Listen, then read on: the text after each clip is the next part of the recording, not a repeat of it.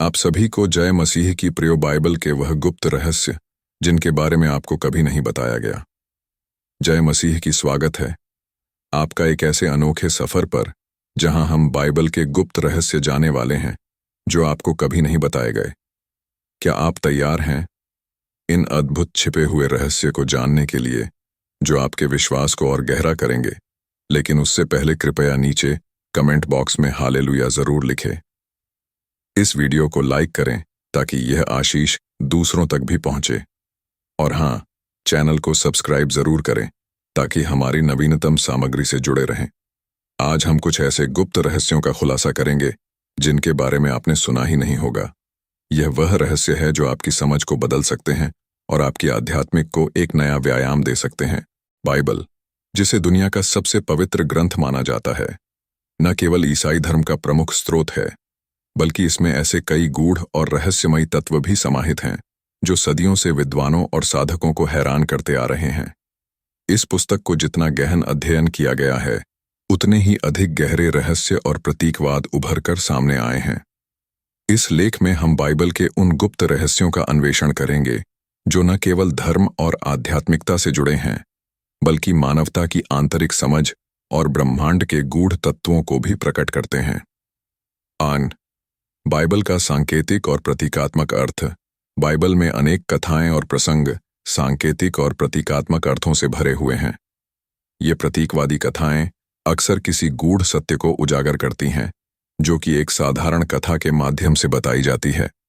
उदाहरण स्वरूप, उत्पत्ति की पुस्तक में आदम और हव्वा की कहानी को लिया जा सकता है। यह कथा केवल मानव के सृजन की कहानी नहीं है बल्कि यह मनुष्य की आत्मा, चेतना और संसार में उसकी स्थिति का प्रतीकात्मक वर्णन करती है। बाइबल में वृक्ष, सांप और फल जैसे प्रतीक भी गहरे रहस्य रखते हैं। कुछ विद्वान मानते हैं कि यह कहानी मानव जाति के ज्ञान, चेतना और व्यक्तिगत स्वतंत्रता की प्राप्ति की ओर संकेत करती है। आदम और हव्वा के द्वारा ज्ञान के वृक्ष का फल खाना यह एक प्रतीक हो सकता है कि मनुष्य ने अपनी स्वतंत्र चेतना प्राप्त की जो उसे ईश्वर से पृथक करती है। 2. गुप्त नाम और अंकशास्त्र। बाइबल में कई बार नामों और अंकों का उपयोग विशेष महत्व रखता है। कई विद्वान मानते हैं कि बाइबल में कुछ अंकों का उपयोग विशेष रूप से किया गया है ताकि वे किसी गूढ़ सत्य की ओर संकेत कर सकें। उदाहरण के लिए, संख्या 7 को बाइबल में पूर्णता का प्रतीक माना जाता है। सृष्टि की रचना 7 दिनों में की गई थी और यह संख्या आध्यात्मिक और भौतिक पूर्णता का प्रतीक है। इसके अलावा 12 भी एक महत्वपूर्ण संख्या है। याकूब के 12 पुत्रों से इज़राइल की 12 जातियां उत्पन्न हुईं और यीशु के भी 12 शिष्य थे। ये संख्याएं केवल घटनाओं का विवरण नहीं देती बल्कि एक उच्चतर सत्य का प्रतिनिधित्व करती हैं। कुछ विद्वान मानते हैं कि बाइबल में अंकशास्त्र का उपयोग किया गया है जिसे हिब्रू में जेमाट्रिया कहा जाता है। यह विश्वास किया जाता है कि बाइबल के मूल हिब्रू और ग्रीक पाठों में छिपे हुए संदेश होते हैं जिन्हें संख्याओं के माध्यम से समझा जा सकता है। उदाहरण स्वरूप, संख्या 666 का उल्लेख प्रकाशित वाक्य की पुस्तक में किया गया है जिसे पशु का चिन्ह कहा जाता है।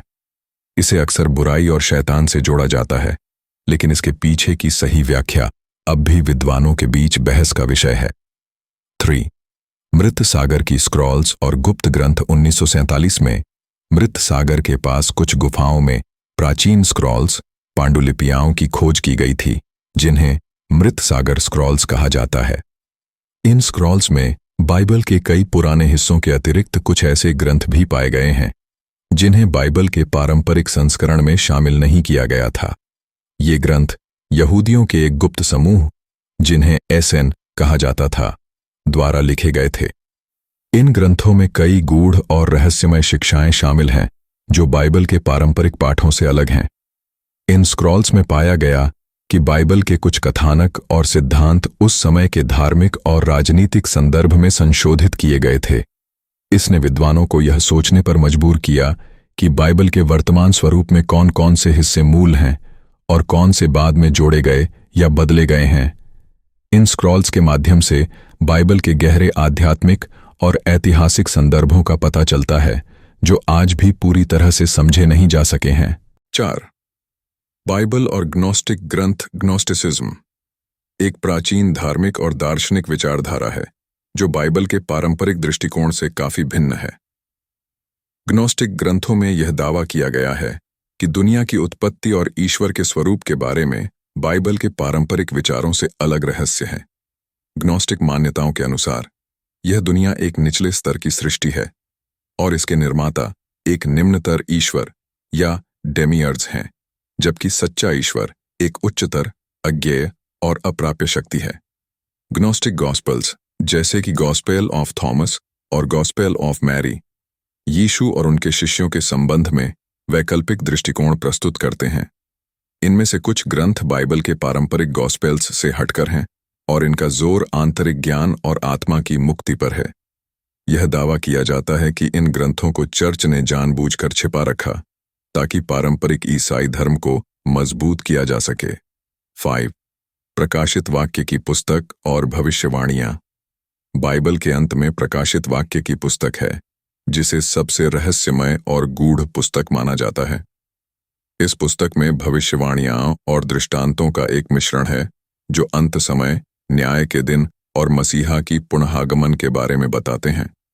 इसमें कई रहस्यमय प्रतीक जैसे कि 7 सील, 4 घुड़सवार और पशु उपयोग किए गए हैं, जिनकी व्याख्या सदियों से की जा रही है। प्रकाशित वाक्य की पुस्तक को अक्सर दुनिया के अंत और अंतिम न्याय से जोड़ा जाता है, लेकिन इसकी गहरी व्याख्याओं में इसे मानव चेतना के विकास और आत्मा की मुक्ति के प्रतीक के रूप में भी देखा गया है। कुछ विद्वान मानते हैं कि यह पुस्तक केवल भविष्यवाणियों का वर्णन नहीं करती, बल्कि यह चेतना की गहरी आध्यात्मिक अवस्थाओं को समझने की एक कुंजी है। 6. शैतान और स्वर्गदूतों के गूढ़ अर्थ। बाइबल में शैतान और स्वर्गदूतों का विशेष स्थान है, लेकिन इनके वास्तविक अर्थों को समझना काफी जटिल हो सकता है। पारंपरिक रूप से शैतान को बुराई का प्रतीक माना गया है, लेकिन बाइबल के गहरे अध्ययन से पता चलता है कि शैतान केवल एक शत्रु नहीं है, बल्कि वह मानवता की चेतना और स्वतंत्र इच्छा का एक प्रतीक हो सकता है। स्वर्गदूतों का उल्लेख भी बाइबल में कई स्थानों पर किया गया है। इन्हें भगवान के दूत के रूप में देखा जाता है, जो मनुष्यों के लिए संदेश लाते हैं। लेकिन कुछ गूढ़ परंपराओं में स्वर्गदूतों को विभिन्न आध्यात्मिक शक्तियों और चेतना की विभिन्न अवस्थाओं के प्रतीक के रूप में भी देखा गया है। 7. बाइबल की गूढ़ परंपराएं। बाइबल की कई गूढ़ परंपराएं समय के साथ विकसित हुई हैं। इनमें से कुछ का संबंध रहस्यवादी समूहों से है जो बाइबल के पाठों की गहरी व्याख्याएं करते थे। यहूदियों के कब्बालाह और ईसाइयों के रोज़िक्रुसियन जैसे समूह बाइबल के गूढ़ अर्थों को समझने के प्रयासों में शामिल थे। इन परंपराओं का मानना था कि बाइबल के पाठ केवल सतही अर्थों तक सीमित नहीं हैं, बल्कि उनमें गहरे और रहस्यमय सत्य छिपे हुए हैं। कब्बालाह में बाइबल के हर शब्द और अक्षर को विशेष महत्व दिया जाता है। यह परंपरा मानती है कि बाइबल के हर हिस्से में ईश्वर के नाम और उसके गूढ़ रहस्यों की छिपी हुई जानकारी है, जिसे केवल गहरे ध्यान और साधना से ही समझा जा सकता है। 8. यीशु का वास्तविक संदेश। यीशु के जीवन और शिक्षाओं का गहन अध्ययन भी कई गूढ़ रहस्यों को प्रकट करता है। पारंपरिक रूप से यीशु को ईश्वर का पुत्र और मानवता के उद्धारकर्ता के रूप में प्रस्तुत किया जाता है, लेकिन उनके जीवन और शिक्षाओं में कई गूढ़ तत्व और रहस्य छिपे हैं, जिन्हें ध्यान से समझने की आवश्यकता है। 9. यीशु का गुप्त ज्ञान। कुछ गुप्त ईसाई परंपराओं के अनुसार यीशु ने अपने शिष्यों को कुछ गूढ़ ज्ञान और रहस्यमयी शिक्षाएं दी थीं, जिन्हें आम जनता से छिपा कर रखा गया था। ग्नोस्टिक ग्रंथों में ऐसा दावा किया गया है कि यीशु ने कुछ चुनिंदा शिष्यों को आंतरिक ज्ञान प्रदान किया था, जिसे आम लोग समझ नहीं सकते थे। उदाहरण के लिए, गॉस्पेल ऑफ थॉमस में यीशु की कई गूढ़ कहावतें हैं जो पारंपरिक बाइबल में नहीं पाई जाती। इनमें से कई कहावतें आत्मज्ञान और आंतरिक मुक्ति की ओर इशारा करती हैं। ये शिक्षाएं दिखाती हैं कि यीशु केवल एक धार्मिक नेता नहीं थे, बल्कि एक आध्यात्मिक गुरु थे, जिन्होंने आत्मा की गहराई और परम सत्य को जानने का मार्ग सिखाया। 10. क्रूस पर चढ़ाए जाने का गूढ़ अर्थ। यीशु के क्रूस पर चढ़ाए जाने की घटना ईसाई धर्म का सबसे महत्वपूर्ण हिस्सा है। पारंपरिक रूप से इसे मानवता के पापों के उद्धार के रूप में देखा जाता है, लेकिन कई गूढ़ परंपराएं मानती हैं कि यह घटना केवल ऐतिहासिक घटना नहीं है, बल्कि इसका गहरा प्रतीकात्मक अर्थ है। कुछ विद्वान मानते हैं कि क्रूस पर चढ़ाए जाने की घटना आत्मा के आध्यात्मिक उत्थान का प्रतीक है। क्रूस पर यीशु का बलिदान यह दर्शाता है कि आत्मा को संसारिक बंधनों से मुक्त होकर उच्चतर चेतना की ओर जाना होगा। यह घटना जीवन और मृत्यु के चक्र को तोड़ने और आत्मज्ञान प्राप्त करने की प्रक्रिया का प्रतीक हो सकती है। 11. पुनरुत्थान का रहस्य। यीशु के पुनरुत्थान का प्रसंग बाइबल में सबसे महत्वपूर्ण घटनाओं में से एक है। इसे पारंपरिक रूप से मृत्यु पर विजय और ईश्वर के अनंत जीवन की शक्ति के रूप में देखा जाता है, लेकिन गूढ़ दृष्टिकोण से यह घटना आत्मा के पुनर्जन्म और चेतना की उच्चतर अवस्था का प्रतीक हो सकती है। कुछ गूढ़ परंपराओं में पुनरुत्थान को एक आंतरिक प्रक्रिया के रूप में देखा जाता है, जिसमें व्यक्ति अपनी पुरानी आत्मा, अज्ञानता और अहंकार को त्यागता है और एक नई, प्रबुद्ध आत्मा, ज्ञान और प्रेम में पुनर्जन्म लेता है। यह आत्मज्ञान की प्रक्रिया है, जिसमें व्यक्ति आध्यात्मिक रूप से पुनः जागृत होता है और दिव्य चेतना के साथ एक हो जाता है। 12. बाइबल में लूसीफर का गूढ़ अर्थ। बाइबल में लूसीफर का उल्लेख उस स्वर्गदूत के रूप में किया गया है जो अपने गर्व के कारण स्वर्ग से निष्कासित हो गया। पारंपरिक रूप से लूसीफर को शैतान के रूप में देखा जाता है, लेकिन गूढ़ दृष्टिकोण से इसका अर्थ और गहरा हो सकता है। कई गूढ़ परंपराओं में लूसीफर को केवल बुराई का प्रतीक नहीं माना जाता, बल्कि उसे प्रकाश और ज्ञान का वाहक भी कहा गया है। लूसीफर का पतन यह दर्शाता है कि कैसे आत्मा ने ईश्वर से अलग होकर स्वतंत्र चेतना प्राप्त की। यह कहानी मानवता के बौद्धिक और आध्यात्मिक विकास का प्रतीक हो सकती है, जिसमें व्यक्ति स्वर्ग, ईश्वर की पूर्णता से गिरकर संसार में आता है, लेकिन अंततः ज्ञान और आत्मज्ञान प्राप्त करके फिर से दिव्यता में लौटता है। 13. उत्पत्ति की पुस्तक और मानवता का पतन। उत्पत्ति की पुस्तक में आदम और हव्वा की कथा, जिसे पारंपरिक रूप से मानवता के पतन के रूप में देखा जाता है, गूढ़ दृष्टिकोण से एक अलग अर्थ प्रदान करती है। इस कथा में ज्ञान का वृक्ष और अच्छाई और बुराई का ज्ञान प्रतीकात्मक रूप से मानवता की चेतना के विकास और स्वतंत्रता की ओर इशारा कर सकते हैं। आदम और हव्वा का ज्ञान का फल खाना यह दर्शाता है कि मानव ने स्वतंत्र इच्छा और ज्ञान प्राप्त किया, जिससे वह ईश्वर की इच्छा से पृथक हो गया। यह पतन केवल एक नकारात्मक घटना नहीं है, बल्कि यह मानवता के आत्मविकास और स्वतंत्र चेतना की ओर पहला कदम है। यह चेतना का वह स्तर है जहां व्यक्ति स्वतंत्र रूप से निर्णय ले सकता है और अपनी आत्मा की दिशा निर्धारित कर सकता है। 14. अंत समय और न्याय के दिन की रहस्यमयी व्याख्या। बाइबल में अंत समय और न्याय के दिन की कई भविष्यवाणियां की गई हैं, विशेष रूप से प्रकाशित वाक्य की पुस्तक में।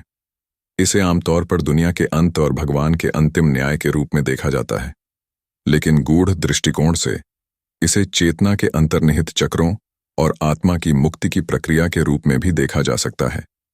प्रकाशित वाक्य की पुस्तक में वर्णित घटनाएं और प्रतीक, जैसे कि 7 सील, 4 घुड़सवार और नया यरूशलेम, मानव चेतना के विभिन्न स्तरों और आत्मा के आध्यात्मिक पुनर्जन्म का प्रतीक हो सकते हैं।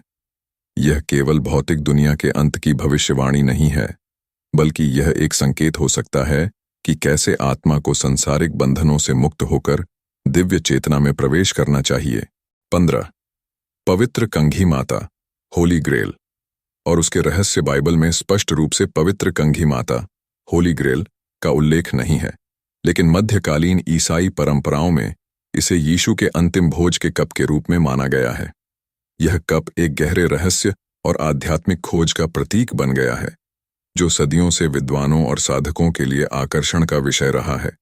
गूढ़ परंपराओं में पवित्र कंघी माता को केवल एक भौतिक वस्तु नहीं माना जाता, बल्कि इसे आत्मज्ञान और आध्यात्मिक पूर्णता की प्राप्ति का प्रतीक माना जाता है।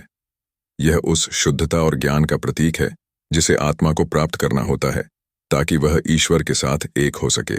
यह खोज बाहरी नहीं बल्कि आंतरिक है, जो आत्मा की आंतरिक यात्रा और उसकी दिव्यता की प्राप्ति की ओर संकेत करती है।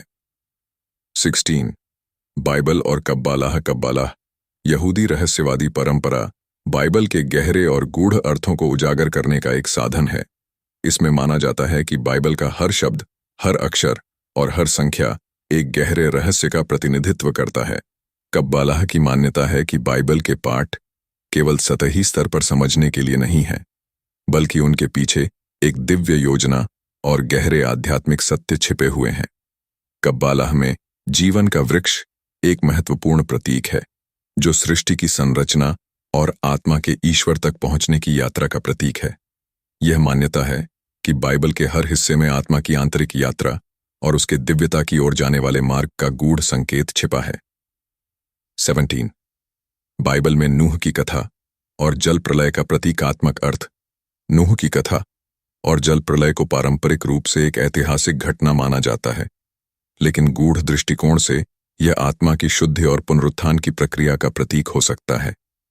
जल प्रलय यह दर्शाता है कि कैसे सांसारिक भ्रष्टता और अज्ञानता से आत्मा को शुद्ध किया जाना चाहिए ताकि वह एक नई शुरुआत कर सके। नूह का जहाज मानव चेतना का प्रतीक हो सकता है, जो आंतरिक और बाहरी संघर्षों के बावजूद सुरक्षित रहता है और अंततः एक नई और शुद्ध दुनिया में पहुंचता है। यह कथा आत्मा की यात्रा और उसकी उच्चतर चेतना तक पहुंचने की प्रक्रिया का प्रतीक हो सकती है। निष्कर्ष, बाइबल के गुप्त रहस्यों का अध्ययन यह दर्शाता है कि यह ग्रंथ केवल एक धार्मिक पुस्तक नहीं है, बल्कि यह मानव चेतना, आत्मा की यात्रा और ब्रह्मांडीय सत्य का प्रतीकात्मक और गूढ़ वर्णन भी करता है। इसके अनेक प्रतीक, कथाएं और भविष्यवाणियां गहरे आध्यात्मिक अर्थ रखते हैं, जिन्हें केवल सतही दृष्टिकोण से समझना संभव नहीं है। बाइबल के गहरे रहस्यों को समझने के लिए ध्यान, साधना और गहन अध्ययन की आवश्यकता होती है,